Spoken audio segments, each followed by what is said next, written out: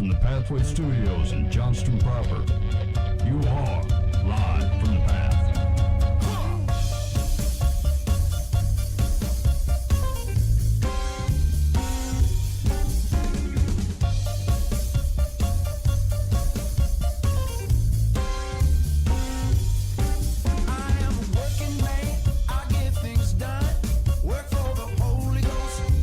And you're listening to Live from the Path. We're coming from the Pathway Studios here in Johnston proper. I'm not. I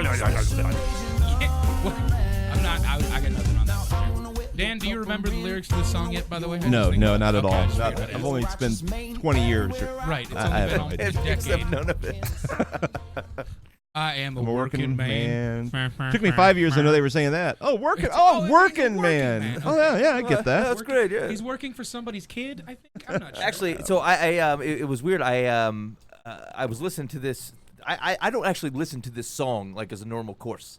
I used Right. to, and then it become the theme song to the show, and then I don't ever go back and listen to it. Yeah. But I picked up this song and I was listening to that. That whole album's good. Yeah. Mike, that was I don't remember what that one was called. I think it was the self-titled. The self-titled New World Sun album. The whole thing's pretty good. Oh, yeah. Commander's on there. There's good tunes on that album. Yeah. I was going to ask you, so it's New World Sun is who sings it? Yeah. Oh, all right. If Well, you want Alexa to play it, you have to say New World Sun. What? Interesting. If you say New World Sun, she won't get it. But if you... Speaking of Alexa, by the way, one of the funniest things ever was Mike broke out into singing Chingy's Holiday Inn right after we got done eating dinner tonight. It was one of the funniest things I've ever seen because you wouldn't expect Mike to break out into that song. But then I asked Alexa to play a clean version of that song from Chingy, and she responded with, "I can't find any clean songs by Chingy." Well, Yeah, that's rough. absolutely true. Dan and I don't have no idea what you're talking about. Yeah. You've never... It sounds like Chinese food or something. I don't get those. I don't Really? get those channels. Well, Chingy did a song with Snoop Dogg, and it's called Holiday Inn. Do not listen Chilling to it. at the Holiday Inn. Yeah, Booba, give me a few bars. I can't on this show. I did it. That Yeah, was that's pretty much all you can say. Yeah, exactly. Okay. Nothing chilling at the Holiday Inn. okay. Well, good. Here we That's gonna be our new theme here's song. what we got going on the show tonight. Hey man, I got all kinds of really cool articles. So the fastest growing church has no buildings, no central leadership, and is mostly led by women. Uh-oh. We're gonna read that. We're gonna read that article. Uh-oh. It's not a good sign that Mike's immediate reaction is, uh-oh. Uh-oh. You know me and Franklin Graham are not going to like this. Here we go. Secondly, there was an article on the Christian Post that said Jesus. I love this story. Jesus appeared to Middle Eastern Muslim every night. Recited entire Gospel of John. Hold on, Wow. I'm going to tell you this story because it's awesome. Yeah. So a church planter working in the Middle East has shared the miraculous ways the gospel is moving across the persecuted region. As part of the Gospel Coalition, something needs to change. And you know the Gospel Coalition. I mean, these aren't miracle people. But there was an event held Wednesday night. What? They're reformers. Okay, I They know. tend to but be cessationists. Like These aren't miracle people. They're not miracle people. they're not the types of guys who are going to go out and be like, "There's miracles happening all over the place." They're not super charismatic. That's what you're getting. They're not selling the blessed handkerchiefs. Yeah, that's right. They're pretty straight laced. Anyway, author and pastor of McLean Bible Church held an interview. David Platt held an interview with the missionary identified only as Yazim. Says he lives and works in a part of the Middle East where not only is it illegal to share the gospel, it's life-threatening to talk about how the gospel is advancing. So Yazim shares a story. He says of a man who lived about 50 kilometers outside of an unnamed Middle Eastern city known for vast opium use. And he says this man said this to us when we visited him. A man wearing all white knocked at my door every night, and I couldn't look at him because his face was so shiny and bright, Yazim recalled. When he would come inside, he asked me to write down what he said. As I wrote, I fell asleep. The next night, he would come again for the next month. Yazim asked the man, "What did you write? May I see your notebook?" The man showed Yazim his notebook. In it was written, "In the beginning was the Word, and the Word was with God, and the Word was God. Same was in the beginning with God. All things were made by him, and without him was not anything made that was made." The opening portion of the New Testament book of John. He had the whole book of John verbatim in his notebook, Yazim revealed. Jesus visited him every night until he finished the book. The amazing thing is, the man actually asked us, "Who was this man that visited me?" He said, "I learned a valuable lesson. God will do his part, but we still have to do ours." Platt revealed that Yazim's own conversion story is miraculous. His wife was a devout Muslim who, profoundly depressed by the demands of Islam, decided to take her own life. However, that very night, she heard the gospel for the first time and dedicated her life to Jesus. Following that event, she and her husband decided to stay in their homeland and dedicate their lives to sharing the gospel despite the risks. Our focus is to make disciples who then start new churches, Yazim said. We believe that what God commanded us to do is Matthew 28. We believe that if you make disciples, churches will grow. Yazim and his wife revealed they hope to plant 10 more churches, but making disciples takes time and funding as new Christians must be taken to secret locations to be trained. This training, along with supporting the leaders, will cost $25,000 for 10 churches to be developed. That's not bad for 10 churches. Platt, who earlier in the night announced the proceeds from his latest book will go to urgent needs in the world, said, well, Yazim, we praise God for what you're doing on the front lines of the Middle East. We want you to know from your brothers and sisters who are behind you on those lines that you're not alone. Count us in for that $25,000 to plant 10 churches in the Middle East. It says such stories of Jesus appearing in visions to Muslims throughout the Islamic world are not uncommon. I was going to say that. Like, I've read quite a few, like, relatively consistently in the Muslim world. Said, according to Mission Frontiers magazine, out of 600 Muslim converts, 25% experienced a dream that led to their conversion. Last year, a former Muslim-turned pastor who started hundreds of churches in Pakistan told the Christian Post that many Muslims are making decisions to convert after Jesus himself had visited them in dreams and visions. Anyway, it's a cool story, and not only is it kind of a cool thing anyway that Jesus is appearing to folks in dreams, but like the outcome of this story was super neat, right? That like night over night, Jesus recites to him the Gospel of John, which starts to speak to some of the critiques that people will say was like, oh, well, this is a man, Gospel of John, a man wrote that, right? How do we know that it's inspired? I mean, Jesus thinks it's working. He's sharing the Gospel of John, says this will work. Yeah, that's true. John's up there going, I knew I was the one he loved. Yeah. My version was the best. Oh. Anyway. That is a cool story. Isn't it? Now, hold on. See, this is what's happened to me, right? Because the first thing I think of is, well, I wonder what translation that he was writing in, right? If he says he got the Gospel of John verbatim, I'm like, does that mean the Lord loves the ESV? What Bible did Platt have on him? What does Yazim use? That's the one I want. Actually, we had the beginning. I tell you what. Here's what I'm going to promise to do and not get around to. I'm going to take that what he posted there on the first few lines, and I'll compare it to the modern translations and see who's close. Yeah. Then we'll all switch to it. Yeah, I'll react disappointed. Definitely. Hey, actually, so Way to promise that for me, Mike. Yeah. Speaking of that, so like, keep an eye on the Gospel Coalition. They cycle through Bible versions every like 6 years. They're like, yeah, ESV, this is the one, and then they switch pretty quickly to the CSB. The CSB? Yeah. What's the big difference there? It's a little bit more readable, if you want to think of it that way, than the ESV. Oh. Anytime that it's a switch to make it more readable drives me absolutely insane. You gotta be careful with that. ESV is attempting for readability too, and so like everybody has to attempt readability because you're converting languages. Right. Like that's the whole point. Right. I mean, It's not an easy and it's not an unfaithful thing. It's like it's attempting to render proper context and language in old things. Right. So like, I used to have that reaction. I still do in parts of the message, but there's even parts of the message where actually the context is actually better, especially when it comes to the poetry and stuff. Like it happens to do it a little bit better. So in any way, I've read the CSB. I don't know that I care, to be honest. I've not run into where like this is just fantastic and way better than something else. Now let me ask you this, fellas, that I trust to be following after Jesus, right? Like, Is there any merit to attempting to like learn the languages that like this was originally written in so that you can read it in that? Is it an unnecessary step? Is it the Greek, Dan? the average guy, no, What do you I'd think? say honestly. because like I have a real desire to do that, like to literally learn the languages, and obviously not everything, but like as much as I can. I'd love to be able to read some of the original, as close to the original manuscripts as possible that are in the actual languages it was originally written in. I mean, that's really cool, but I just, if you can get down first the stuff you can read in English. True, yeah, valid point. Go ahead and start living that. That's a very valid point. That's fair. Then, if you got that mastered, you go, maybe I ought to figure out the Greek. Yeah, let's make. Well, see, I'm just saying. I don't want to spend 60 years mastering that and then find out that the grammar was wrong in some of the Matthew stuff. Wait a minute. Like, I don't understand end times. He Crap. said I thought eat it was bacon. a crow, not an eagle, man. Boy, that's true. You finally get all the Hebrew sorted out, right? And then you go talk to a guy and he goes, I don't know Hebrew. So can you tell it to me in English? And you go, shucks. I forgot my English. The last 15 years in Israel. I think, and Dan, I don't know whether you agree with this or not, but I think natural course of study, you pick up understanding of how certain words work. Yeah. Consistency of certain words that are using. And I think because of the art of translation, I think looking up and tracing down language. And again, if you do it right, like there's ways to do word studies where this is super valuable. I don't know that translates to the same need to have to kind of know it and read it yourself. Like at some point now, because I've had similar things. Dan's got one leg up; he's already done it. But like, there's a point of which like God has had faithful people who knew this, and I there was a part of me that felt like, am I recreating this for my own personal something, as opposed to like, can I stand on the shoulders of faithful people who have studied this thing and trying to help me understand it? Can I just use that for like real crank work?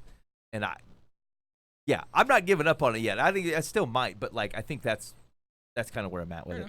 Don't you feel like I feel like if you can approach scripture knowing that it was translated, right? There's different versions and there's interpretations that happen, and especially when you read verses that you feel aren't in line with the character of God that you've read in the rest of the Bible. Then I think it's word study time, right? It's right. Time to check it out and just double check and if it still rings true, then you gotta let scripture change that out of you, right? And that's okay. But like, there's a lot of things that I used to read out of the Bible, and then I'm like, man, this just does not feel like God's heart. Only to figure out that they got translated a funky way, you know, and they made some caveats, and they were trying to tie something back to something that maybe wasn't originally there, you know. And it's okay to look that stuff up and go, hey man, you know, this got changed, and here's what they were going for, and maybe they missed it, maybe they didn't. Yeah. Okay, fair enough. Hey, speaking of that, there was a. So, do you guys use the digital Bible? You read softback, or you read computer? Blue Letter Bible. I still do softback.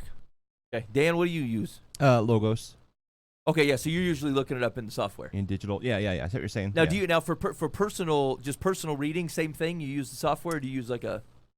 Mostly? Yeah. I heard. I very rarely pick up a paper Bible anymore. Okay, Buva, same thing, or you do everything in Blue Letter? Or I usually do Blue Letter. Okay, cool. So there was an interesting article in Christianity Today that said digital Bibles help men read more, but retain less.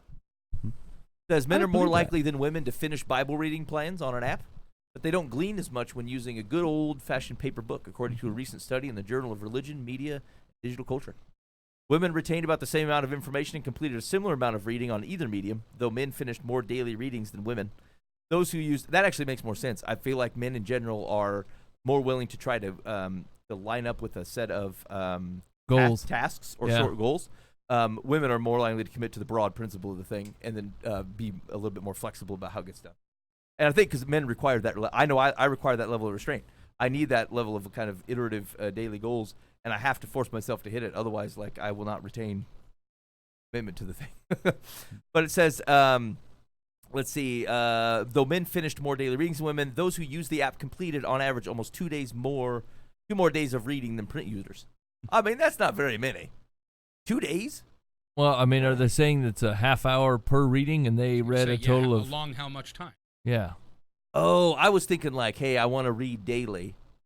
And so like they committed to it 2 days longer? Yeah, like the digital guys read 100 days, and the print guys only read 98. But you think they might be talking about like 2 days total scripture study? Yeah, exactly. I don't know. I don't know either. John Dyer, a Christian coder conducting his PhD research on the Bible software industry. Sounds like the most fun guy I've ever heard of. Yeah, we're going to call him. We're going to ask him about it, see if we can straighten this out. All right, JD. He didn't expect differences between male and female readers to turn up in his data. Were you just born yesterday? How'd you get to be this far into biblical studies? I'm going to do gender studies, but I don't think there's going to be any difference. I feel like it's going to wash. Outliers. Which is now the first to compare print and screen reading comprehension by gender. Said by most social science measures, women are more religious than men. What? The recent American Bible Study Survey relates that more women report desire to engage with the Bible compared to men. Another has shown that men and women view the Bible differently, and once this is accounted for, they tend to report the same feeling of being close with God. They view the Bible differently. Hold on. I was going to say, these are interesting statements. Are you close to God? Oh, are you? Your answer affects how you read Scripture. A new study suggests that both men and women who seek spiritual intimacy view the Bible more literally. No, you got to pay for that article. Forget that noise. Yeah, that's Anyway. not us. Wait, never mind. Let's see. Dyer's finding echo broader social patterns. Boys tend to prefer digital formats more than girls, and female readers consistently score better in comprehension. So it's not because it's the Bible. It's just You're because saying that's the gender study because there. the ladies.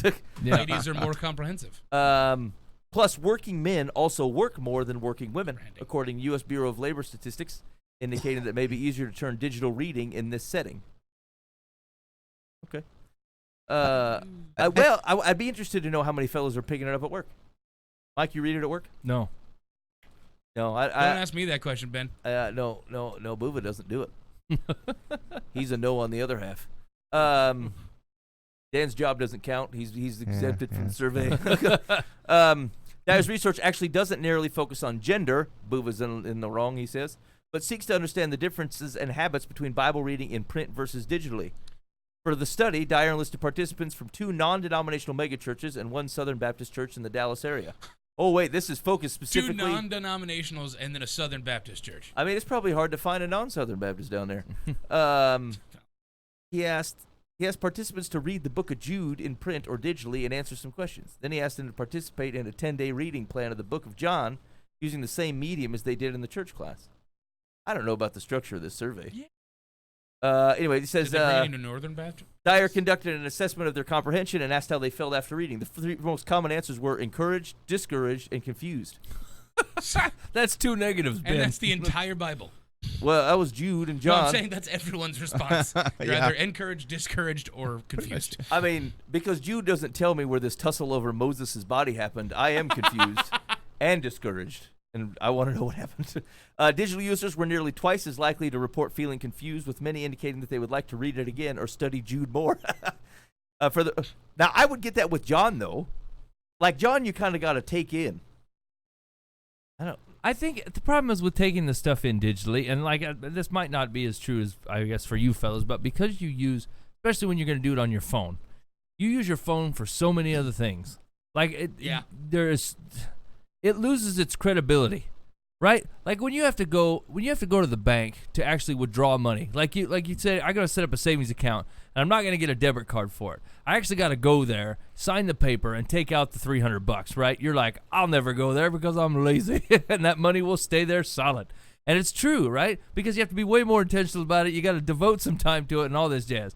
And like the paper Bible tends to require that, right? You got to get a place and you got to get a lap to sit it on, and like it's a thing, right? But your phone, you'll be reading the Bible, and all of a sudden you're like, ding, your Aunt Margaret liked your puppy photo on Instagram. And you're like, well, Aunt Margaret, what else is she up to? You're gone. That's it. You're gone. You know. I have trouble with the distraction in that. Absolutely, I do. I'll admit that. I when it comes down to it, I will be reading my Bible, and then I'll get 15 notifications.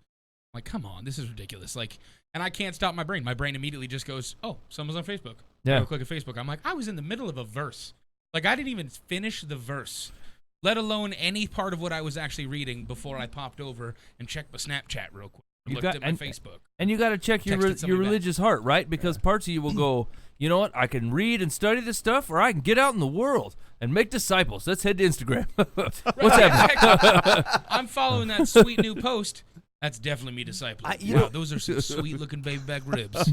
Nice job, Adamson Barbecue. I think that goes to something we've talked about before, which is the very notion of notifications on your phone gives you, like, it's wide open permission and says, hey, feel free to interrupt me at any time, no matter how important the thing is that I'm doing. Mike and I were talking about that earlier. Oh, really? Yeah. That exact conversation, the concept of, like, allowing people the opportunity to completely take away from anything else you're doing just simply because they're a part of your social media circle.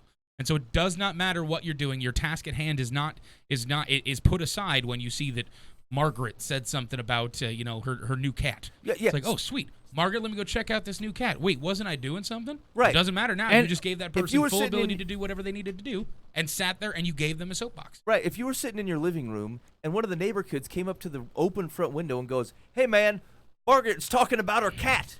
I would not leave my living room. That's right. You'd go away and you're not shouting to my window. Timmy, leave.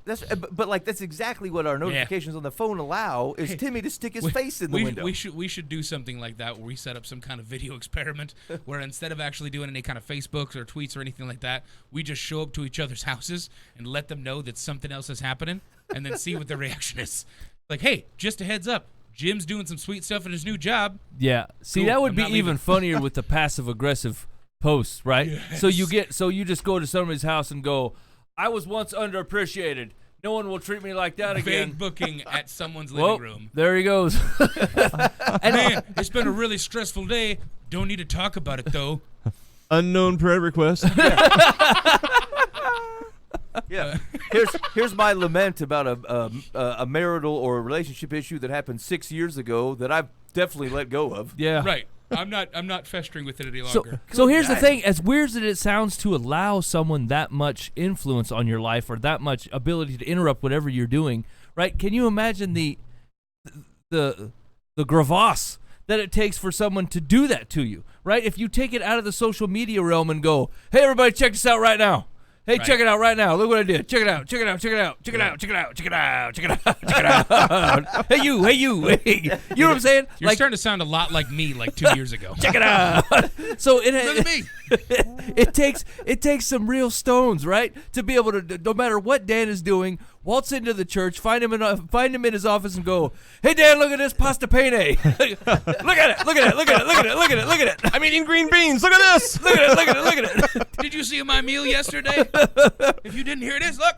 Taken out of the Facebook or Instagram or phenomenal. whatever context, it seems absurd that you would let someone do that or that you would do that to someone else. It's just over the top. I have uninstalled Messenger from my iPad because I was just getting too much. I just get messages. Yeah. Yo, yeah. Messages. And since I have people, global, so that they're 24 hours. Oh, man. They're Oh, yeah. 24 hours a day. You Hey, get the how you 3 a.m. doing? I'm Philippine like, messages too. Sleeping. Hey Dan, making disciples. Hey Dan. Dan. Dan. Good stuff. Like, say- Yeah. oh man, that's the truth. Yeah, okay. So anyway, I suppose the broad takeaway. Oh, Did- by the way, Mike, I did a dictionary.com search for the definition of the word gravas, and that is not a word. We You couldn't- didn't spell it right. I'm sorry, hit me with it. Graves. That's Graves? That's Graves. Yeah, you saying it wrong. Yeah, it's Gravas. In French. Okay, let's see. That's how they it say is, it okay, in- here we in go. Southern Graves, French. A wine growing district in Gironde department in southwest France. Yep, or right. a dry, red, or white table wine produced in this region. Yep, some Gravas. Yeah. Nailed it. Were you calling I'm for talking wine, about. Mike? Nailed it. Ben. Hey Ben. Ben. Ben, Ben. Ben. You guys remember- oh man, that reminds me of that commercial that I didn't even remember what it was for, but it was a camel that was walking Yeah. through an Good office. day it going, is. Hey, Mike. Man, I tell you what, day it is. you want to find a sitcom I'd watch, it would be social media, but portrayed in real life. Oh my gosh, Just that'd be people running phenomenal. by, saying the same crap they'd say on the internet, but saying it in front of like their neighborhood. It'd just be so Do ridiculous. you see how cute this cat is? Yes. Leave me alone. And then 10 but minutes- did you look at it? Do you like this cat? Like, do you really like it? Because it's right here. And- Here's 14 other pictures of it. And then 10 minutes later, some guy comes running from down the street, looks in your front window, and gives a big thumbs up. Man, I love those cats. Yeah. Oh, And another gosh, this is person great. weeps. All the reactions. Little boy does slow home run trot from third to home.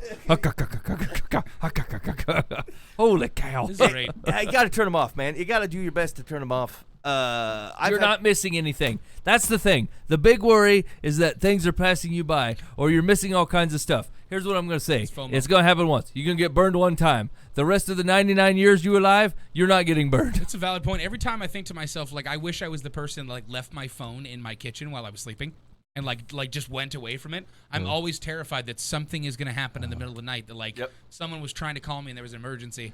I'm going on 15 years of having a phone, and there's been maybe 3. Yeah. 3 nights that there were I've actual slept in a emergencies. different room than my phone for a long It's time, phenomenal. and it's peaceful. Yeah, it is. And I've never missed a thing. Man. I don't know how. But I haven't. I'm afraid, like, I'm going to wake up and someone be like, you weren't there, and then Uncle Randy died. It's like, oh, crap. Here's the thing. Is he you still picking dead? up picking up a phone ain't going to stop Uncle Randy from dying. Right. Right. Or maybe he was jumping off a bridge, and I could have gone to the bridge. Yeah, you really think a lot of yourself. I don't think so. You've seen my phone go off after half an hour. We talked about this earlier, Mike. Yeah, people are but that's the thing. First of all, you agreed to all those things. And second I of agree. all, Yeah, that's fair. and second of all, you know a bunch of needy people. Yeah, you got to shut that down. I do a lot. It says, to sum it up, says print and digital Bibles are usually framed in opposition to one another, but the data suggests the relationship is much more complex. No. He said Bible reading today is more of a multimedia experience, with Yeah. readers using a combination of sprint, screen, and audio depending on Okay. form of Bible So engagement. people used to say, "Hey man, what are you gonna do?" I'm gonna go do my devotional, and instead they say, "Hey man, what are you gonna do?" I'm gonna go fire up a multimedia experience with the Book of Job. I mean, you've over dramatized it, friend. Right? Everything is not so gravas. You know what I'm Man, saying? there's some serious South of France red and white wines in this deal. I mean, for heaven's sakes. He says, that said, his observation revealed that people make these choices often based on convenience, often grabbing the capitalized nearest available Bible, henceforth referred to as NAB. Nearest See, you available thought I Bible. was wrong when That I makes made me fun sick. of this man. He's over the top. Oh, man. And unaware of the effect the medium has on the message and the reader. But one of Dyer's biggest takeaways is how men and women differ in Bible reading preferences and comprehension, suggesting that digital Bible apps engage men more, but may not provide deeper understanding. It's Trying the to figure same out how long Bible. it's going to be till Ben makes the joke. Oh, I'm reaching for my NAB. Where's my NAB? So my eyes were scanning, and I thought he was going to talk about a translation. I thought it was going to be like the NASB or something. And sure enough, no, he's come up with some sort of stupid acronym. Yeah, what translation do you read? The NAB. The NAB? What's that? Nearest available Bible. That's catfish. Oh. Boy, see, look how far removed. If anyone had made that joke in the 2nd century, they'd have been like, "It's in a synagogue. You Yeah. you gotta borrow it. We only got one." That's an incredibly valid point. Right. Wait, I want to take in the book of Jonah. What do I do? Ask to the temple. Yazim. He's memorized it. He's memorized. Yeah, exactly. Chapter Yeah, 2, you, Yazim. you go to him and He'll come sit to your down in front window. of him with a campfire, and then you listen to him tell the story. I don't know chapter. What you mean? Yeah, exactly. No chapter. You mean the book? I tell the whole story. What's your favorite verse? I read whole book. What are chapters? We call them bathroom breaks. Yeah. Hold on. Wait a moment. Okay. Okay. It's a good article. Here we go. The NAB. That guy's a nerd. I'm sorry. I was gonna call him, but I mean, I'm sure he's a great Told dude. you from the beginning. Seemed like a cool dude. All right. So fastest growing church. Here we go. For the last few years, researchers have credited the underground church in Iran as the fastest growing Christian church in the world. It has unique characteristics that defy comparison with churches in America and Europe, and in the opinion of some who know it well, the church in the West could learn by studying it. The fastest growing church in the world has taken root in one of the most unexpected and radicalized nations on earth, according to the Sheep Among Wolves, the outstanding 2-hour documentary about the revival that has taken place inside Iran. The Iranian Awakening is rapidly reproducing discipleship movement that owns no property or buildings, has no central leadership, and is predominantly led by women. The documentary was produced by Frontier Alliance International, which supports disciple-making teams targeting the unreached and unengaged within the 1040 window. I don't know what that means. It says there's a mass exodus leaving Islam for Christianity within Iran, according to FIA.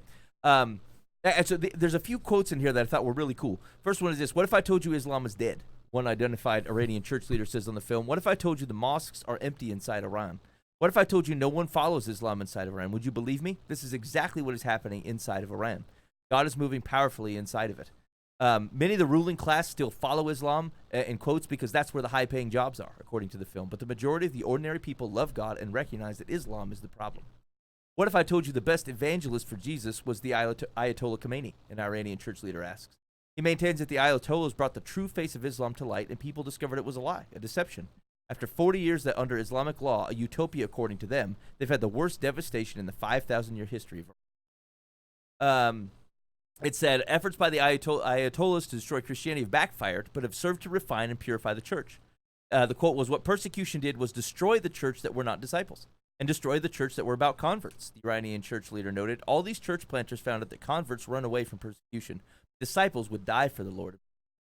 So our model inside Iran is that we don't convert to disciple. We disciple so we can convert. Often a disciple-making movement begins the first moment someone comes into contact with an unbeliever. Everyone is foundational. Everything is foundational on prayer. We find people of peace through prayer. We even find locations through prayer. When we do disciple making, Jesus has gone faster than us. He has come in their dreams, or he's come miraculously in their lives. When we hear this, we know that Jesus has gone ahead of us. Surprisingly, their emphasis is not planting churches, it's making disciples.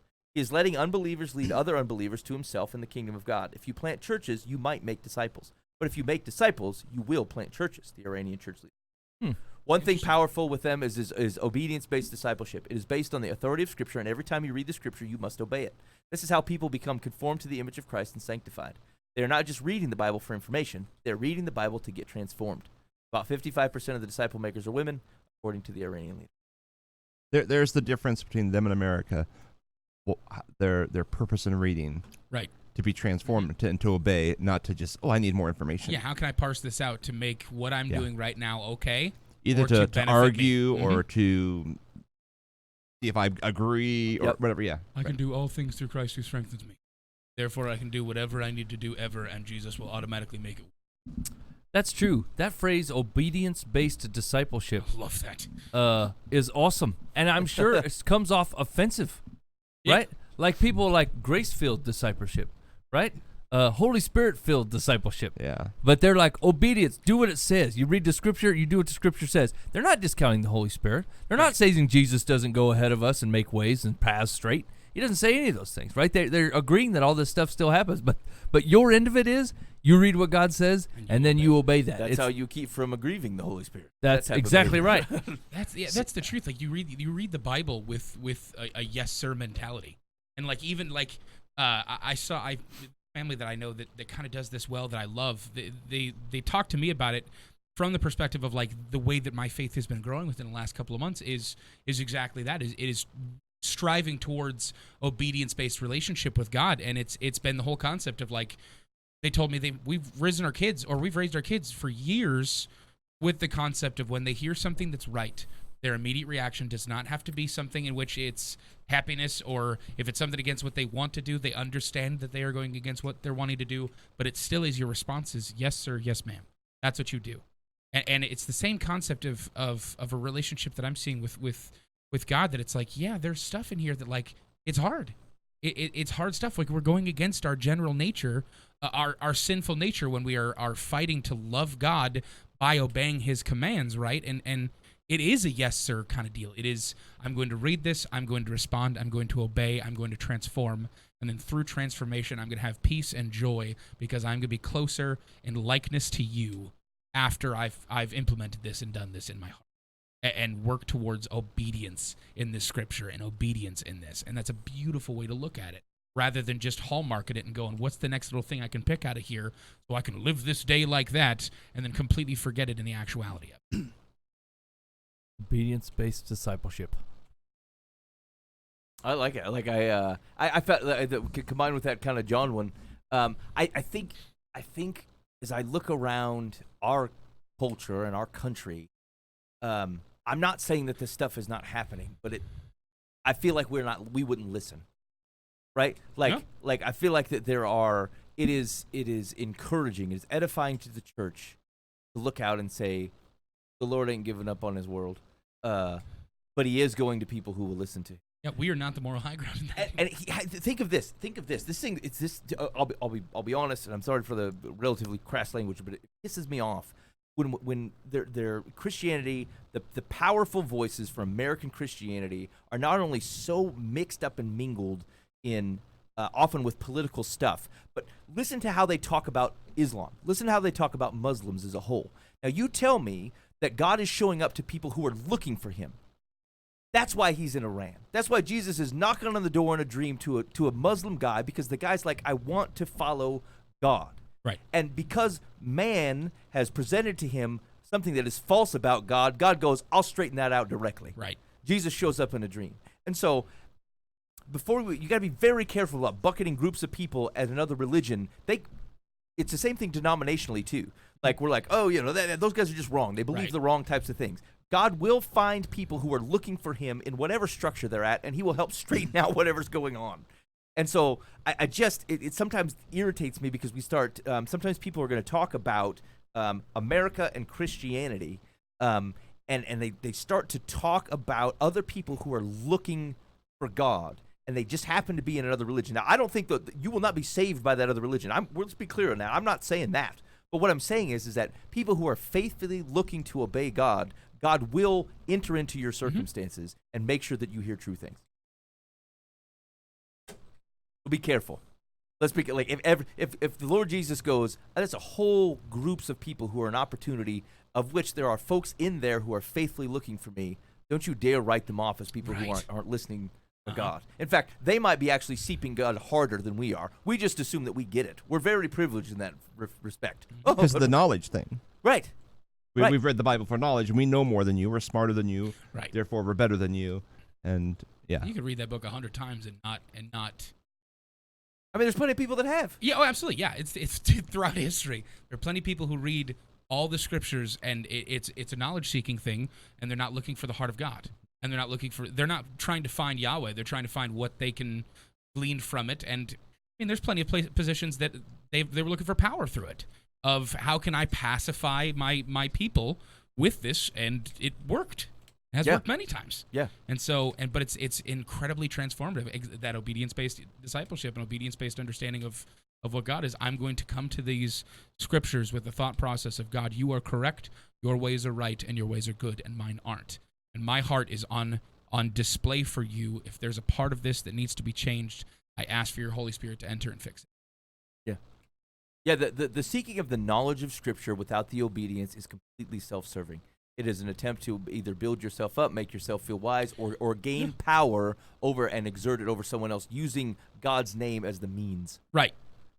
Yeah, there's no problem finding knowledge in there. I mean, there's plenty of Well, that's scripture scriptural about too, yeah. I mean, about learning, yeah. about instruction. I mean, Psalm 119 is literally about David being excited about the instruction of the Lord. It's the longest chapter of. But just, why is he excited about it? Yeah, exactly. Is the point. Yeah, exactly. He knows who it's coming from. That's the important portion. He knows where the instruction of the Lord is coming from. He knows where the knowledge is coming from. He knows where the learning is coming from. And it's important because the teaching is coming from Yahweh. It's coming from the divine Creator, and His knowledge is right and good, and it's okay to have it. Right. Well, because of that, he intends to obey it. Like that's Yeah, the point. It's like, absolutely. Right, yeah, the knowledge exactly. of the Yes. Lord will come upon me, and then I will have it to use at a cocktail Right. party. How great are your instructions, Lord? He's saying that because he knows where it's coming from, and he is obedient to the King that it comes from. Yeah, I think somewhere along the line, I intuitively backed off of. A lot of people like to argue scripture, you know. Mm-hmm. And it's fine. It's fun to have a good debate on things once in a while, whatever. But there's people, you know, their intent isn't to find out what do I need to obey, Right. but they're trying to beat you in an argument. Yeah. And I just have a tendency to just not engage in that, because what does it matter if I win? You're still not going to obey. Mm-hmm. Yeah. You know, I mean, you're after the wrong thing. Yeah, this isn't meant to be I got scholarly to process debate. some of this, because I think I've kind of figured some of that out along the line, Yeah. accidentally. You know, and I don't know what that means even. I'm just talking. Well, I mean, Anyway, good Yeah. encouragement. The Lord's still moving in the church, and I think we've got things we can learn from it. Yeah. Hey, so interesting thing happened to me this week. I had to go to Boston for work or whatever. I've never been. Crab cakes? No. So here's the I'm thing. thinking Baltimore. Never mind. Hey, you know say what was what? weird? Same thing. I was looking for things. I thought, hey man, I should find stuff to do in Boston, and I made that very mistake. But it wasn't around the crab cakes. I'm like, I'm gonna go check out the grave of Edgar Allan Poe, and it took me about 30 seconds. I'm to like, realize, nope, no, wrong this place. is not the right city. It's a different bee. that's Baltimore. Doggone it. That's not Boston. I was very upset. Did you go to the baked bean factory? No, I didn't have a lot of time. I was there. I came in Thursday. I was supposed to leave Friday. Love Boston baked beans. But I did go to. So I went to the Boston Commons, which is like a open park area. Think like Central Park in New York. This is like this in Boston. It's where. That's where Rocky was, right? No, I'm kidding. Philadelphia. Philadelphia. I get it. It was just a Philadelphia, joke. So and then I went to see You're a liar. the old North Knowledge Church puffs up. where they hung the lanterns, one by land, two by sea. Oh yeah. Yeah, so I went to go see that, but they wanted like $8 to go in. I'm like, well, I mean, I can see the steeple from the outside. Sounds like the lantern's still there. Probably not. No, they said one of the lanterns is in a museum in Concord, and then the other one is not around. Like it's been lost to It's history. national treasure. It's in a rock. Anyway, so it was an okay trip. But anyway, I got the flight homes were terrible. Like I got delayed. Had to stay. I was supposed to be home Friday. I didn't make it home till Saturday because couldn't get out of Boston or couldn't get out of Philadelphia between Boston and Philly. It didn't matter. So anyway, I come home. This is the weirdest thing. So I was tired. I've been on planes for like 2 days, and I was coming home, and I get off the plane in Des Moines, and I just want to go home. And so I get up to, you guys been to the Des Moines airport recently? Yeah. Okay, so like when you come down, there's like 2 sets of escalators, right? And so I come up, and there's like a line at the escalator. I've come home many times through that Des Moines airport. I've never seen like a line or whatever. And so I get up. Sometimes it's half empty or mostly empty. Right? Right. It's Yeah. a small airport. Yeah. So, anyway, it's backed up. I'm like, what the heck is going on over here? And I assumed like maybe someone came home and there was a pig to do and people were hugging or whatever. And so I come off the line and like I'm kind of poking around or whatever, and I finally inch my way forward, and there's like a giant throng of people all like waiting down at the arrival area after these escalators. And I couldn't figure out what was going. There was nobody hugging. There was no like balloons or whatever. And so I finally got down the escalator, and you guys, the guy who holds the limousine guy, is the sign. And so I look at the sign, and you'll never guess what it said. Pope. It said Pope right on it. Every time. Every I was hooked. I was I was straight up hooked on that one. Limo man had a sign that said Pope on it. And I'm like, well, I'll be doggone. Is the Every the time. the Pope is coming. You know, Ben, I happened to be at the airport actually a couple days ago. You know what's funny is there are actually celebrities coming into town for a couple things. Like there's Politicians. yeah, the guy from the guy Mark Cuban or whatever his name is from Is he Shark as Tank. famous as the Pope though, Booba? That's No. why the escalators were backed up. But Somehow this man was under Pope the was impression there. the Pope was coming. And Cuban. so I asked him. I said, "Dude, is that like a?" I thought maybe it was a Spanish. And it just said Pope. Yeah, that's what I thought. So I said, "Hey, man, is Scott that Pope? Is that The like Pope. the Pope, or is it like maybe like there's a Spanish singer Pope? who's like Pope?" So I said, "Hey, man, is that?" He goes, "Yeah. This is the Pope. Pope's coming to town." I said, "Well, I'll be doggone." And so anyway, I said, "Well, where's he gonna go after this?" He's like, I can't tell you that." And so I waited. I waited for the. I said I waited, and long story short is I followed this guy. I followed this limousine, and it goes to Mike's house. Yeah, it does. What? It goes to Mike's house, and everyone else has apparently caught on that this was going to happen. There's this long throng of people heading through Pleasantville, Iowa, hanging out at Mike's house, and Double they the population. and nobody gets out of the limousine or whatever. And so they decide, like, I don't know what the ruse was, but ultimately they get out and, like, they won't leave because they expected the Pope to be there, and they won't go. And so Mike has to come out, and they just assume Mike's the Pope. And so the long and short of it was Mike has to give some sort of Pope-style advice, like the Pope would give, to get these people off his lawn. Mike, what did you tell him? So I got out of the limo, and I said, "Listen." And then I let it sit for a little while, right? I gave it some space, and I said, "Here's the thing: you don't listen right. You're not listening well." And then they seemed upset, like I didn't think I was going to give them some kind of, hand wringing or a finger wag, and it had actually just had been something that I was listening to a guy talk on this a little bit, and I'd been thinking about it, and it really it kind of tied into some of the social media stuff we were talking about, but like I thought about it in context of I'm trying to come up with something that I was going to talk to our youth group about this year. And I thought we need to give them some life skills, right? Like skills that the Bible imparts on us, right? But like life skills, just stuff to remember, stuff to do, stuff that everyday stuff, And I was listening to a guy talk about listening today, and it couldn't have reminded me more of God's heart towards me and God's heart towards other people. That like it takes a large amount of humility to actually listen to somebody, right, when they're talking. Like people act like it's just a skill, right? Like where you look at them and then you listen to what they're saying. But like actually actively listening to somebody is taking your agenda and moving it completely off to the side and saying, my agenda is gone. My agenda is now whatever your agenda is. And I'm listening to that. I'm getting rid of every thought in my head, every plan that I had going on. I'm just moving it completely to the side. And it takes a large amount of humility that says, I'm going to take everything that I'm doing and I'm getting rid of it, and I'm giving it all to you. And I want to hear what you're saying. And I thought, boy, I never listen that way. I don't do that, right? Like, and people always accuse you of saying, you're just listening enough. You're waiting for your turn to talk. People say that a lot. Yeah. And I suppose that's true a lot, but that's how a conversation happens, right? So like they like to use that negatively. I mean, if people didn't do that, I mean, there's some real slow thinkers in this world, right? Like when you get done on this 20-second spiel, right, and then you look at a guy and he sits there dumbfounded, waiting for his brain to fire back up and then kick out a retort. You're like, whatever, Obviously, what I said was not important enough for you to come up with a response. And so I don't know if that's the best tact either. But the truth of the matter is I think that the part that's hard to grasp, it's the humility part. It's saying I'm going to move everything that I have right now. I'm going to move my agenda, and I'm going to make my agenda you. And that goes for when you're sitting across the table from somebody. That goes for where your phone is, right? When you're having that conversation with somebody, where we're talking about giving people permission to interrupt anything that you have going on. First of all, you're allowing that. You're saying, look, I could be talking to my wife, my best friend, a grieving widow, a small child, any of the number of things, the people that I could be talking to. And as long as that phone is in my hand, I'm giving everybody I've ever met the complete right to interrupt it. I'm saying, look, wife, I love you, but there is a million other things that I will allow to interrupt this conversation right now. I might not. It might even be how many times in the last month have you seen a scam caller come up on your phone from the town over, and you're like, that's a scam. I don't know nobody in that town, and you pick it up anyway. Hello, hello, is this a scam? Hello, it's Mike. I never picked that up, Mike. Oh, I always I don't pick them either. up. What, really? Almost always. Now, frankly, maybe it's because of my job that I get phone calls from all over the United States. Okay, yeah. Right? So, like, I always pick up the phone.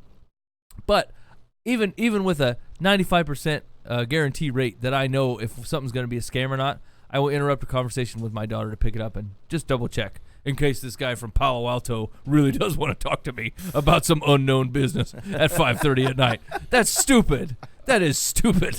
From California. I mean, it's just over the top dumb, right? And same with a ding and a text message and a work email on a Saturday when I'm not there. I'm not working. You're not paying me to work, and I'll see a little red line, a little red number come up and go 3, and I go, wonder what those are. Well, I want to see them, and then I'll see that it's an email from someone at work, and I'll go, ooh, this is important. No, it isn't. It's Saturday, and you shouldn't be emailing me. I've given you more permission, right? And all that to being said is like there's humility in the way that you run your relationship. There's humility in the way that you listen to other people, and when you allow that many things to be between you and the other person that you're dealing with, even if you're supposed to be playing a board game or something silly or watching a movie, right? The kids get so mad, right? You can't be on your phone while you're watching a movie because I say that to them, and then they say it to me, and it makes perfect sense, right? Like we're doing this thing together. So anyway, broad brush was if you're going to give people your attention, you actually have to give it to them, which means that you have to take your kingdom and move it off to the side. And when you're going to listen to somebody, you're going to humbly listen to them, right? And you're going to take all these distractions, and it means putting your phone in the other room, and it means taking all the thoughts out of your head. I struggled. Boova was in the middle of talking not 10 minutes ago, and this advice came to my head because I was looking at this Chandler Knutson poster, and I'm like, what song did she sing when she was in here? And then I Googled her, and she's been on The Voice, and now I'm gone. And I missed 30 seconds of what Booba was saying because I looked at a poster, and that's not humbly listening to what Troy's saying, right? That's me just going, well, maybe Troy's real boring. I don't know. Actually, I missed it. I don't know. Maybe it was. Maybe it wasn't. I wasn't even listening to know whether that's true or not. That's horrible. I don't want to live my life that way. That's no humility. That's no weight. That's no worth in the way that you're dealing with people. So Pope-style advice is, if you're going to listen, if you're going to interact, if you're going to interact with God the way that he interacts with us, and you're going to take that heart and put it on other people, your kingdom has to decrease, your humility has to go up, and you actually have to care about the people you're talking to or listening to. And to do that, you have to give them your space, the space that you've carved out for you and your thoughts and your whatever. You have to be able to put your stuff down and humbly take on theirs. And that's it. You know, while you were saying that, Mike, the entire time I was thinking about what I was going to respond with, so I wasn't really listening. But yeah, part of the gifts that God's given me with my personalities, I can connect with a lot of people. Like I just have the ability to do so. You know, I can walk into a room and I can be good friends with a lot of the people in there, and I can make them feel very, very cared for. And it's just something I'm good at. But I really suck at it. Like from the perspective of like I have so many people in my life that contact me randomly for whatever stuff, will call me, will want to talk, stop me when they see me at a store or anything like that. And a lot of the times I look at it as such an inconvenience. It's like why do these people want to stop and talk to me? I haven't talked to you in a decade. Why? We saw each other. We can leave it at that. Good to see you. Bye. But like it literally naturally leads to truthful, in-depth conversations of like, what have you been doing the last 10 years? What's been going on in your life? What are you up to now? All this different stuff. And most of the time I take that and just go, yeah, I mean, I'm more focused on why I'm actually here, and I'm not really worried about that. And I'm not super worried about the repercussions of that kind of stuff, but there are legitimate conversations that I could be missing, and serious people in serious need that I could be missing out on in my day-to-day life because I'm constantly stuck in, well, I was doing something, and so this is kind of inconvenience for me. So I will entertain it as long as the social contract says that I need to, but no more than that. And it stinks. Like, I really could be missing out on serious stuff with people that I love and that I care about, that I'm half-heartedly listening to and half-heartedly paying attention to. I'll be on the phone with my girlfriend sometimes, and I'll be on my Facebook. That's ridiculous. That's terrible. And I'll be sitting there and I'll laugh at something on Instagram, and they're like, "What are you laughing about?" Oh man, There was nothing to be laughing about, because we'll talk on the phone. So she's in Africa, so that's our dates, that's our time together, and so we'll be on the phone for 5.5 hours. And so 4.5 hours in, we're just sitting there randomly just kind of chatting about stuff, and my brain will go, well, I'm on my phone anyway. Pull up Facebook real quick. Or I'll get a notification on Facebook, and I'll go look at it, but then that will lead me to, well, what's everybody else up to? And I'm missing quality time with a woman that I care about and that I say that I love. And, man, I got to get better at that. That's absolutely true. Like, there is some serious humility to that I need to check myself at the door and my needs at the door and just go, all right, this is a human being. This is a child of God, regardless of what the situation is. Let's take a little bit more time, and let's take a little bit more of my focus and my attention and give it to this person in an attempt to care for them, in an attempt to love on them. And I need to do that better. Yeah, well, like think of those examples, right? Like, you're talking to someone, and then something else pops up, and like that shifted to your fear of missing out on whatever else is going on. Right. That completely diminished honoring the fact that someone is otherwise talking and sharing with you. Yeah. Is this is this a generational thing? Because like I feel like they're this is gonna sound bad. Old people get this better. Like, and maybe it depends on the types of folks, but like I'm thinking of certain family members of mine, and like some of them are just awesome. Like they look you in the eye. They sit and listen. They remember things that you told them. So oftentimes I think I took this in wrong. They used to like ask some of the kids questions, and like what are these inane questions? Like, oh, how tall are you? And well, you know, are you having fun with your friends? And what is that little friend's name of yours? Blah blah blah. And I'm like, boy, look at this. I don't really care about any of this, because I don't. I literally don't care. I don't know how tall my kids are. They're shorter than me. That's the extent that I know. And then the next time, this is grandma. One of this grandma could go, hey, how tall? You know, oh, you look like you're getting big now. How tall are you? And the kids will know, and they'll be like, oh, you've grown a couple inches over the last 3 months. And how's that friend of yours? You know, Louise or whatever. I'm like, what the heck ever, man? They actually cared about that conversation. They listened intently. They remembered stories that you told them. They have no other focus in the world. Actually, they're actually not thinking of anything else. They don't care what's on the television. And I thought, that's a good grandma right there. Like, and I thought, as a dad, I actually stink at this. I mean, I know the basic things, but like, Yeah, which one are you? yeah, which, you know, actually, hey, so when I do the laundry, I actually don't know who belongs. I'm up to the clothes, most clothes, but like socks and even underpants. Oh, that's impossible. I Yeah. just stick them all in a pile. I'm like, Yeah. y'all come feed Frenzy. I can't. Yep. I can't keep track of this. Me too. Come to the sock trough. And now my oldest kid is the same, is kind of the same height as my wife. And now T-shirts are starting to become a problem. I'm like, I'm going to give my best, but I'm going to fold, I'm going to put in a pile, and then you tell me where I get it wrong. But anyway, I just, like, it is so markedly different than the experience and that I have. And, like, I know that it's better. And I know that I am very shallow in how I listen to their stories. Right. Or, like, other people. And I thought, this just doesn't. What a waste of a moment. Like, we're like shuffling moments around, like converts moving between churches. Just shuffling them around and be like, yay, we won some. I got to tell my story. Yay, we picked a couple up because they love the music. Like, whatever it is. We're not actually investing in the very rare and precious moments that we have with each other. Shut your mouth and take some minute detail in, because that, frankly, is what our lives are made up of. It's made up of a series of minute details of which we actually... Like, that's why old people can talk about the weather. They attach things to it. They actually care about it. They remember what the weather was like. They remember what years thing happened. I could barely give you a 3 to 5 year range in which something occurred, and I'm not quite 40. Yeah, winter was rough last year. I don't remember. Yeah, and but like, oh yeah, I remember when I was I had 10, a coat. and it was Yeah. it was negative 20. Right, exactly. I remember the blizzard of blah, blah, blah, blah, blah. I'm like, I got nothing. I was out of the country. I was in the Philippines. Maybe, I don't know. It's 5 years ago, 6 years. I don't know. I have no idea what year that happened.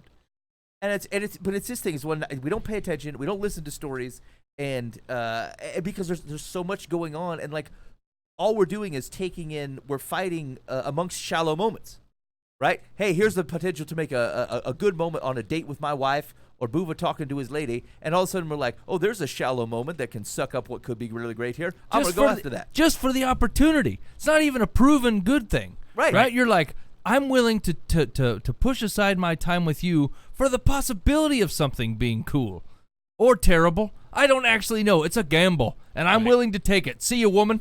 I'm going to Facebook. Right? Boo, sir. You know? Interestingly, commenting on the generational statement you made, like, I think that differences between 40 years ago and now, like, information comes at us so quickly now. Like, we are constantly being fed all kinds of it, whether it's from our social media, whether it's from our internet-connected phones and all of the devices that we're on at all times. Like, we know what is happening split second all around the world if we are tapped in correctly, and there's so much content that we are constantly fed. And I can tell you that it's destroyed my attention span. Like, going back to college after 7 years of being out in the world and having to focus on one thing, specifically one thing for a long period of time, and not be distracted by a bunch of stuff and everything like that, it is incredibly difficult to go, okay, I understand that there's this giant feed of information that's literally in the palm of my hand. I can Google whatever I need to know. If I want to figure out, who the fourth highwayman is, I can really quick jump in there and figure it out and go into the entirety of that. But I have to focus on the fact that I have astronomy homework right now.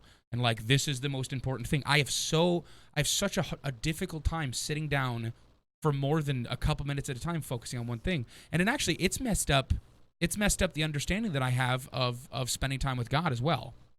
Like, my girlfriend kind of mentioned the other day that the place that I'm in right now might be helped by spending a serious day with God. And my unemployment, instead of Netflix and instead of just randomly playing video games or whatever, like, just a day with God. And I'm like, I don't even know really what that looks like. Like, I have no clue. I'd make it to 9:30. I tried to plan it on a day that I was planning on sleeping in so that there was less time. And Mike came and picked me up from my house at like 4:30 today because we were planning on taking care of something. And I planned it for today because I was like, yeah, well, then it's not a full day. It's only a couple hours that I really need to fill, so that'll be the best way to do it. And I intentionally didn't do it today for that reason, because I'm like, no, I need to spend some serious time. I don't know what it looks like to just sit down and worship and pray and read my Bible and not be constantly jumping from place to place to place to place and spend some serious time with God. And it kills me. Like, I wish I could. You know what? Forget this. I'm done with wishing. I'm going to do it because there's no reason I can't. I just need to intentionally invest the time to do so. I just want to go on a walk with God. Like, a legitimate, just get out of my house, get out of the environment that I'm constantly comfortable in, and just go on a walk with Jesus. And look what that looks like.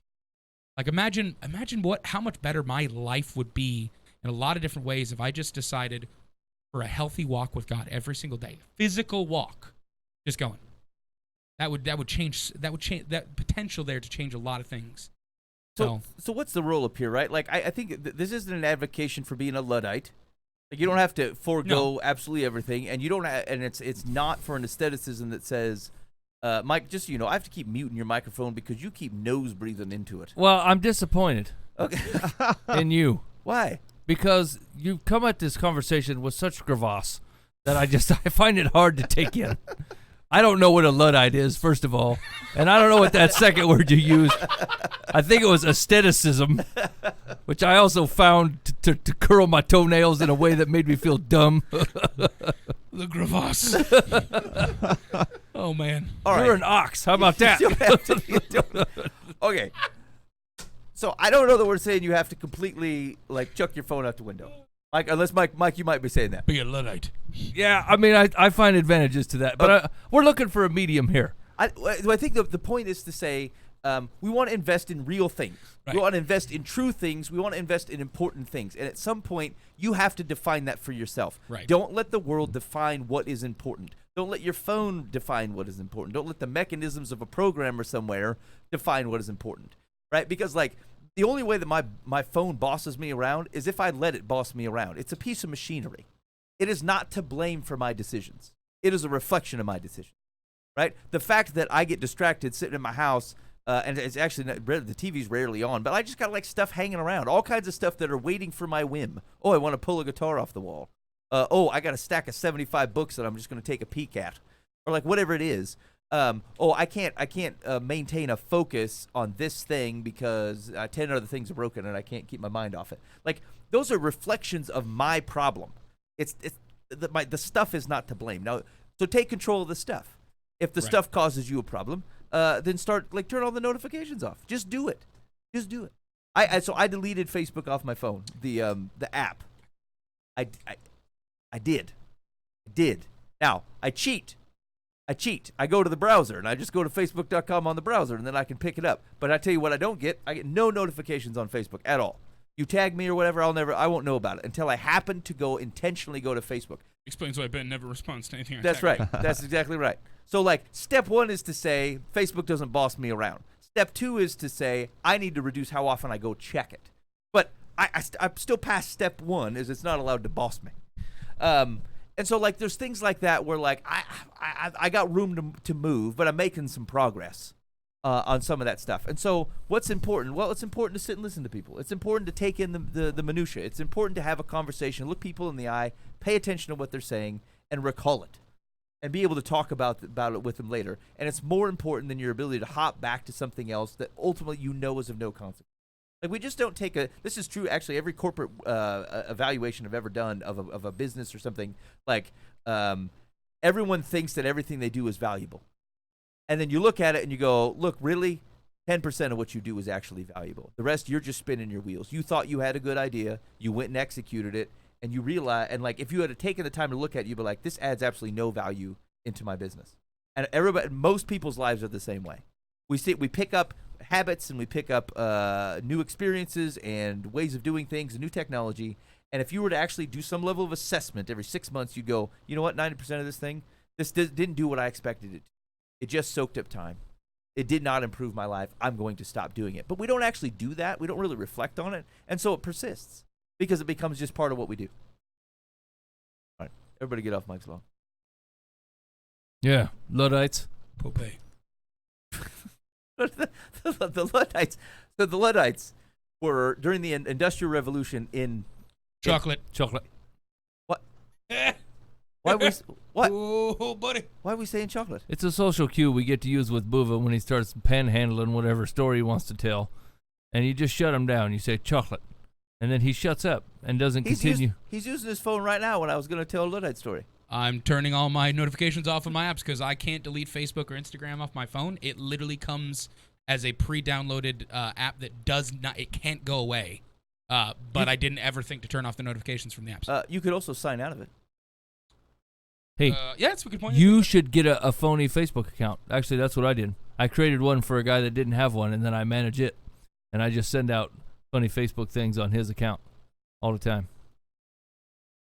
I took a picture of a skunk and then put it out there and said, anybody know what kind of cat this is? I also took a picture of an empty Ben, party. you can chocolate Mike if you'd like to. I'll give you the address. It's very funny. I don't need it because then I'm going to go look for it. I don't need to look for it. It will add no value to my life. Yeah, but it'll make you laugh. Anyway, 45-second story. Luddites, during the Industrial Revolution, you were moving work from the farms, right? Agrarian work, and it's moving into the cities and stuff.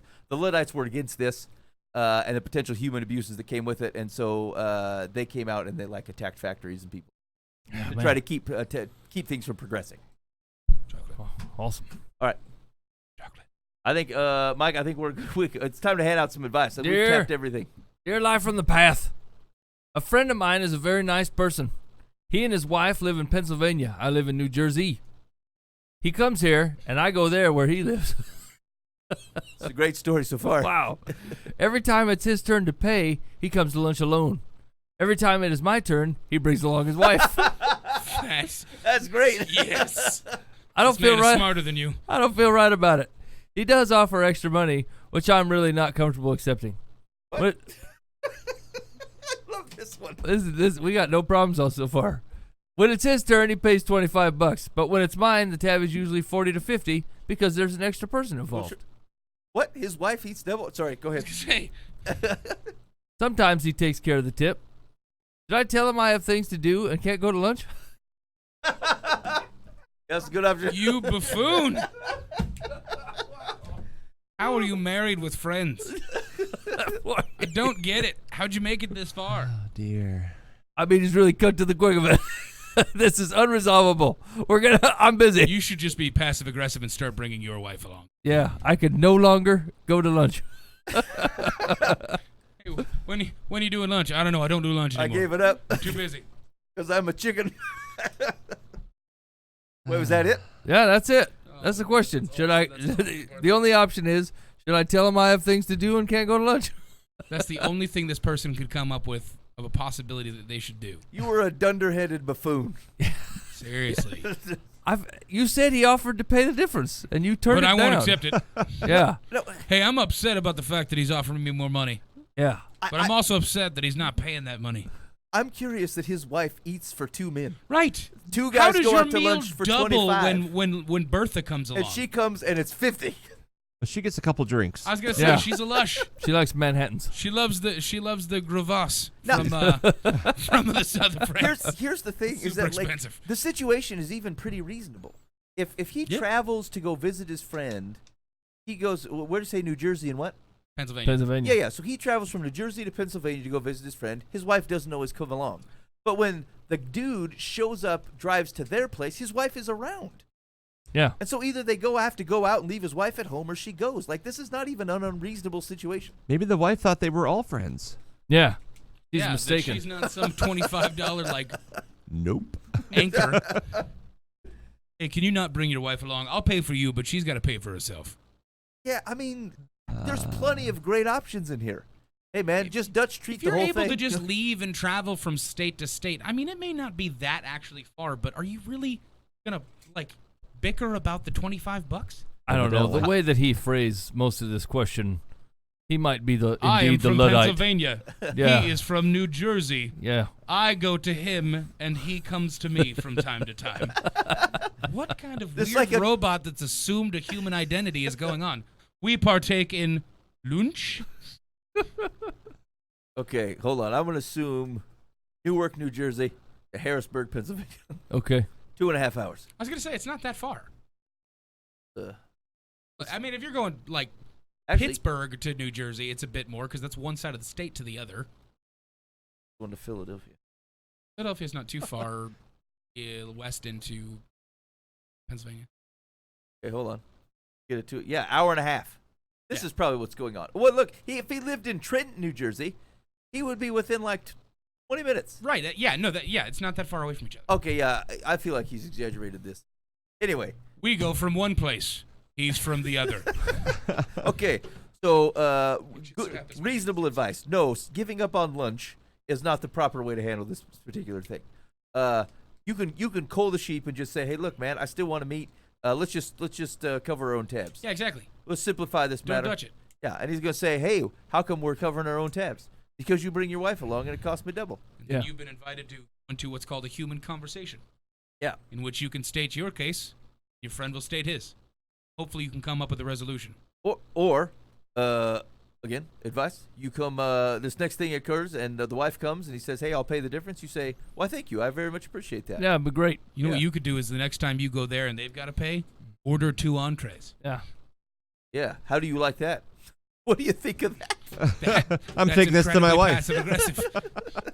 Boy. I'd like 2 steaks today. Oh man, that reminds me of a story I intended to share. I'll have to pick it up next week.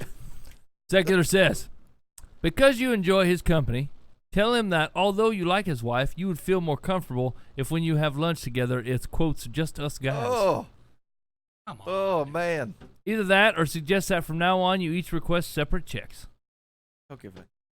Just stop it. Be more generous with your money. You want to do one more? Yeah. We can't end on that. Yeah, that's There we go. I won't sleep for a week. Dear life from the path.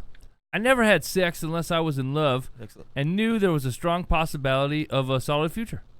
Well, I am 51 now and newly single. My divorce was final 4 months ago, and I'm now living in a new state. I joined one of those hookup sites.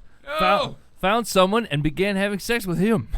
Great. I nearly backed out and panicked because his profile said he lived 30 minutes away from me, but he was at my house in 10 minutes, saying he was visiting a friend in my neighborhood. Well, that's not creepy. Oh, he's well educated, gorgeous, adorable, and I'm having the most amazing, mind-blowing sex of my life. Oh. Mike. Problem is, I'm falling in love, and he's only 33. What? Okay. I never thought I could go through with a hookup, but I did. I need to end this, but I don't know how. That's it. I'm with it. There's Hey, an 18-year difference. He's gorgeous, adorable. All right. Hey there, Fabio. Well educated. I've made a mistake. We're done. Yeah, Or you could just go, hey there, Fabio. We're done. yeah. That's good enough. That works. Yeah. Yeah, you have the right to just go, nope. She don't sound like she wants to be done. We're gonna No. go ahead and swipe the other way now. Yeah, that's a valid point. She doesn't sound like she wants to be done. That's right. Sweetheart, you need to be done. She's asking for the advice to be, It- you're having fun. Enjoy It- your life. It is not going to continue. No. The 33-year-old Casanova that's decided to be on the hookup site that was 10 minutes away from your house is not in a place where he wants to settle down with you, nor does he share your feelings, most likely. You 51 years old. You didn't see these? I mean, you see no movies, read no books, have not had any Yeah, no. relationships where a man says, hey, I'm a half hour away. I'm only 10 minutes away. I'll be there. That's creepy. Her first 50 years was as a Luddite, and it was just a difficult way. I mean, this is creepy. It's wrong. Things were agrarian. I can't believe I looked out that he was only 10 minutes away. What's wrong with you? Visiting a friend. It's ridiculous. Check his ID, see if it's even his real name. You guys want secular's advice? Hold on. So what's so terrifying. core advice is first of all, our advice is you actually do need to break this off. Yes. If you're Yes. looking for justification to continue this, you're not getting it here. Yeah, No. no. This is a Leave. mistake. Walk away now. Yeah. And get off the hookup site. Yeah. Secular says, when people are newly divorced, because the process is often stressful and depressing, they can go on kind of a high when it's final. At some point, you will regain your equilibrium, and when you do, you will know how to end it. In the meantime, keep having sex. In the meantime, Yeah. keep going on with Hansel No here. worries, friend. Everything is fine as is. You Nothing- will clean this up Yeah, because directly. it's going to get easier as time goes on with you catching more feelings for this person that most likely doesn't have feelings for you. Yep. You know what shuts down relationships? Chlamydia. That's what'll do it. Just keep her right after it. Expecting that. Yeah. Most people Most aren't. people aren't. That's a true point. Yep. Yep. Not part of The old standard, STD. Moses. Man. Yeah, those are just some foundational things that I feel like here's the thing. This can't be valuable for you. Like, you know, this can't end well. I mean, basically, like, you're coming off a divorce. I would expect a little bit of hesitance to be like, I thought this other thing was going to work out. Right. Yeah. And I don't know about your situation, may not have been your control, but, obviously your ability to evaluate the situation shifts over time, just like Casanova will.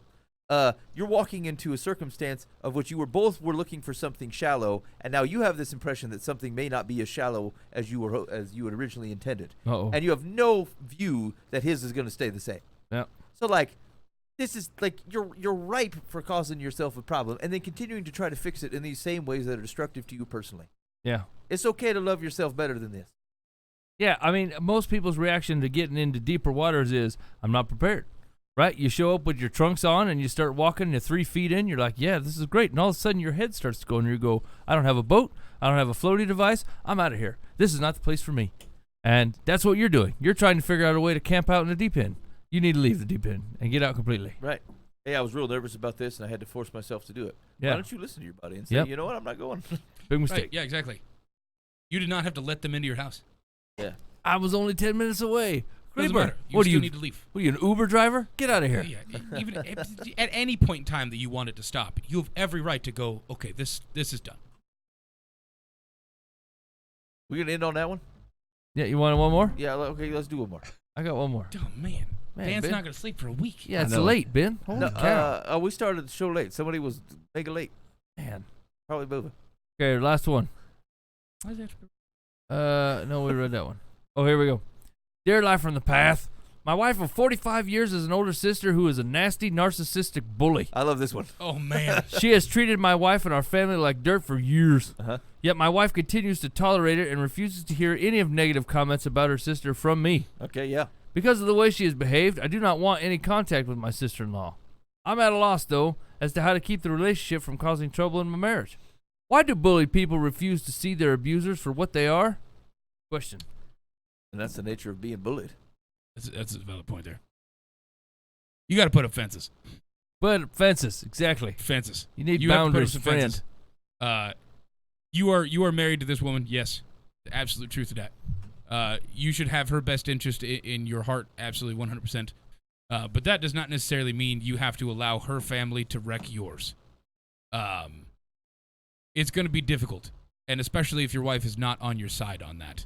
You're going to have to work through that. There's going to be some conflict that has to happen that hopefully you guys can come through, but that doesn't mean you don't put up fences now and invite your wife to your side of the fence. Yeah, there's a lot of pride and lack of humility if you remain in relationships where you think I am the only one that can reach them, I'm the only one that can save them, I'm the only one that can help them. That is a pride-based thought process on your own, especially if you're coming at it from a Christ-following angle, which I'm hoping that's where you're coming from. But these are God's to handle, and there is no benefit to you or them to be a permanent punching bag. It just doesn't make any sense. You're not helping them, right? And they're not helping you. And so if you need to set up some boundaries, you need to set them up. Put them up there. I don't think you have to stand on a hill and say, and you take it day by day, right? The boundaries go up and you say, today, boundary day. Tomorrow, maybe boundaries leave. Maybe they don't. We'll see what tomorrow looks like. But today is boundary day, and you stay over there, because I'm telling you right now, it's not the day, right? And that's okay. And I think you take it a day at a time. You don't make long speeches and big wins and put up big dramatic fights. You put up boundaries, and you say, these boundaries will stay in place until it's time to remove these boundaries. And I think that's just fine. And I think it's okay for the wife to be like, hey, I don't want to sit and listen to you complain about my sister. Right. Mm-hmm. I think that's all right. So I heard this correctly, right? They've been married 45 years, Yes. so they're in their 70s. Yes. So Their older 85-year-old sister. yeah, I'm like, Oh, boy, you're You're right. you're probably not getting together that often. Right. And when you do, go out and work in the garage. Ethel got the Facebook. Just let her do. Yeah, you're not going to change anything. You're not going to change your sister. You're not going to change his wife's love of her sister Yeah. or love of being abused. Just let her kinda just voice your concern Every time I post and something then do on something Facebook, different. What Ethel kind of shows up in the comments and says, your interests are stupid. 80-year-old woman is a narcissistic bully? She's going to be dead soon anyway. I doubt mean, she's. holy I cow. bet that this is just residual now. She probably doesn't have the energy to still be the narcissistic bully she used to be. Yeah. But this guy's just harbored 45 years of this. Yeah. You My- suck, Edna. I tell you, my mom had two sisters, and and like they just when they got together, it was like they were in grade school again, and they treated each other like they did when they were kids, and like because sometimes my mom would say things, oh boy, my sisters are mean, blah blah blah. I'm thinking, I don't know, they seem pretty nice to me, Right. I don't know. They're human beings. Yeah, I mean, I liked them. But yeah, like she would revert back into little sister. My mom was the youngest, so she was like all of a sudden the little one. It was like, just exert yourself. You're an adult, you know. Yeah. And so that's what's going on. The sister here is allowing herself to be abused by the abused and like Right. whatever. Yeah, the hierarchy doesn't exist anymore. They're all Yeah, adults. but they're letting it continue. Yeah, exactly. And he's not going to stop that. You don't No. need to go tattle because you're the youngest. Yeah, so let them do that dynamic, and you go buff Well, the so car. what's it look like for this guy in this marriage to let this happen, but then also to try and be right in his marriage with his wife, who's obviously going to feel abandoned if she just. Well, if- I mean, he doesn't have to say positive things about the sister, but he doesn't have to say negative things Right. either. Yeah, Right. I would just Okay. remain let it tactful. be its thing. Yeah. It's what Yeah. it is. Go My- build a birdhouse. My sister's being mean to me. Yes, ma'am. Yes, ma'am. That I've been happens. doing it for I'm so sorry for Right, you. and she 40 and plus years. he's not abandoning her. She wants him to stop talking to her about it. Yeah. And so, He Okay. cares. That's nice. yeah. He wants to protect. Guys right, are protectors. Yeah, I was gonna say, yeah. All right. Just accept the fact you can't protect her from this. Question was, why do bullied people refuse to see their abusers for what they are? Secular says, it's lack of self-esteem. Bullied people somehow think they deserve the ill treatment they are receiving. Your wife may come from a background where abuse was normal. If you prefer to avoid your sister-in-law, that is your privilege. However, as long as your wife accepts the status quo, nothing will change. Yep. Yep. All right. You've been listening to Live from the Past. We do appreciate you hanging out with us on this crisp Monday evening. Hey, if you got anything that you want to talk to us about, maybe you hate the show. I love that. Give us a call on the complaint line, 515-517-0085. That's 515-517-0085. That's a Live from the Path complaint line. We also take texts. Maybe you got the newfangled technology. I stay out of the notifications on the Google Voice. I only know when it happens once a week. So Can we text out from that number? Yeah. Delicious. Okay. Yeah. Hey, send us your phone number, and we'll send you a text back. Yeah. That sound impressive? Like we got an organization going on around here. Yeah. All right. Anyway, thanks for hanging out with us. We will see you. Could be next week. We'll see how the dice rolls. In the meantime, be faithful in the means. God will handle the ends. You've been listening to Live from the Path.